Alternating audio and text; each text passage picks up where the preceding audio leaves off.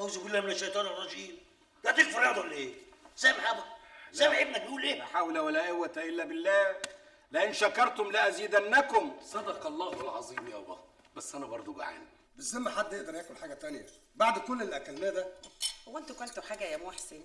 يا اخويا ما الاكل اتشال كأن ما كانش في حد قاعد على السفره. بصراحة بقى أنا ما شفتش كرم زي كرم مرات أبويا بهيجة. يا بنتي يا عبيطه، ده كله من خير ابوكي. تصدقي يا ست فوزيه، لسانك سبقني وقالها، لسه كنت هقول. يا سلام يا ست فوزية، لو كان ربنا اداكي عقل زي عقل الست بهيجة كنت لسه عايش جنبك لغاية دلوقتي سلطان زماني. يا سلام يا سلام. طب وانا كان عقلي ماله يا حاج؟ هو في زي عقلك يا استنازك؟ طب تصدقيني يا اختي ده الحاج بيحكي ويتحاكى عن عقلك. حبيبه حبيبه يا اختي حبيبه. امال يا اختي مال بختي وحش ليه؟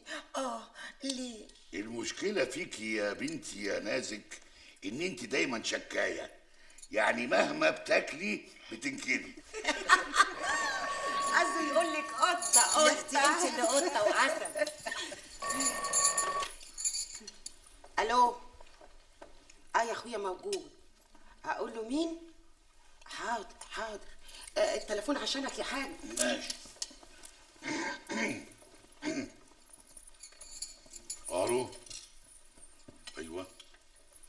ايوه لا جاهز طبعا، حسب الميعاد.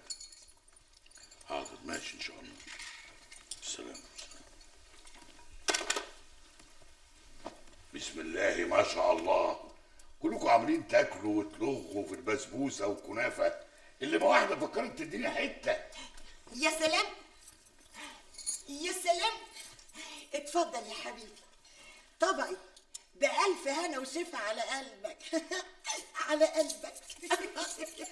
ما هو طبقك يا حاجه كنت حيشهولك. يا اختي يا فوزيه، كل انت يا حبيبتي بالهنا والشفا. على الله بس يقضيك الطبق اللي في ايدك ده، اصل جوه في المطبخ في خمسه.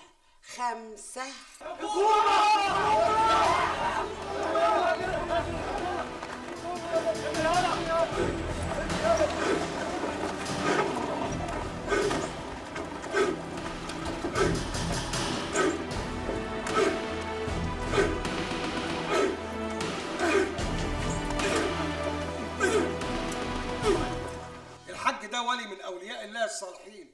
أخبار الجامع اللي أنت بتبنيه يا حاج؟ نحمد الله، ان شاء الله قرب يخلص. حقيقي يا بابا الشيخ الشعراوي هيجي يفتتح؟ والله انا اتفقت مع فضيلته على كده، بس على الله يكون فاضي يوميها.